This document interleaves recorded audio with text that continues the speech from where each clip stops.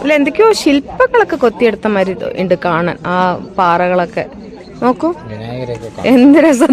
നമ്മുടെ ദൈവങ്ങളെയൊക്കെ കാണുന്ന പോലെ ഉണ്ട് അവിടെ ശില്പങ്ങൾ. അത്ര രസമായിട്ടുണ്ട് കാണാൻ. ഒക്കെ നേച്ചറിന്റെ, പ്രകൃതിയുടെ ഒരു അത്ഭുതം തന്നെ അല്ലേ.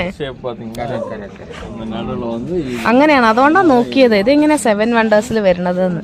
അപ്പോഴാണ് കണ്ടത് നാച്ചുറൽ ആയിട്ടുള്ള 7 വണ്ടേഴ്സിലത്തെ ഒന്നാണ്. നോക്കി കാണണില്ലേ നിങ്ങളൊക്കെ?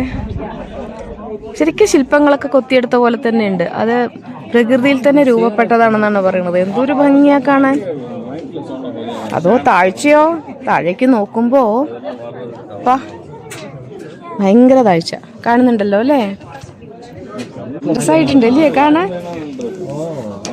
അവിടെ ഇങ്ങനെ നിന്ന് ഇങ്ങനെ കണ്ടുകൊണ്ടിരിക്കുകയാണ് കേട്ടോ. ഗ്രാൻഡ് കാനിയോൺ അവിടെ തന്നെയാണ് ഉള്ളത്. അവിടെ ഈഗിൾ പോയിന്റ് എന്ന് പറഞ്ഞ സ്ഥലത്താണ് കേട്ടോ. അവിടെ നോക്കിക്കഴിഞ്ഞാൽ ഒരു ഈഗിളിന്റെ ഷേപ്പിൽ കാണുന്നുണ്ട് അല്ലേ. അതുകൊണ്ടാണ് ഈ സ്ഥലത്തിന് ഈഗിൾ പോയിന്റ് എന്നാ പറയണത് കേട്ടോ. ഇത് ചുറ്റുപാടും നോക്കൂ, എന്ത് ഭംഗിയാണല്ലേ കാണാൻ. ശരിക്ക് ഞാൻ പറഞ്ഞ പോലെ ശില്പങ്ങളൊക്കെ അതിൽ തീർത്ത മാതിരി ഉണ്ട്. അത്രയും ഭംഗിയായിട്ടുണ്ട്. പ്രകൃതി തീർത്ത വിസ്മയം തന്നെ പറയാം.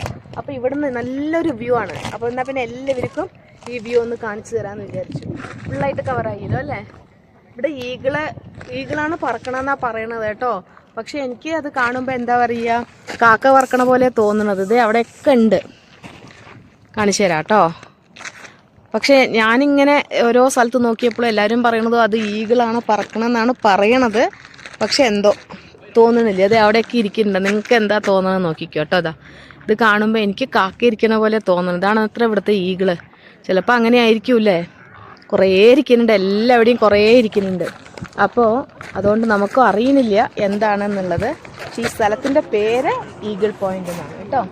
അപ്പോൾ നമുക്ക് വീണ്ടും അടുത്ത വീഡിയോയിൽ കാണാം. ഓക്കെ.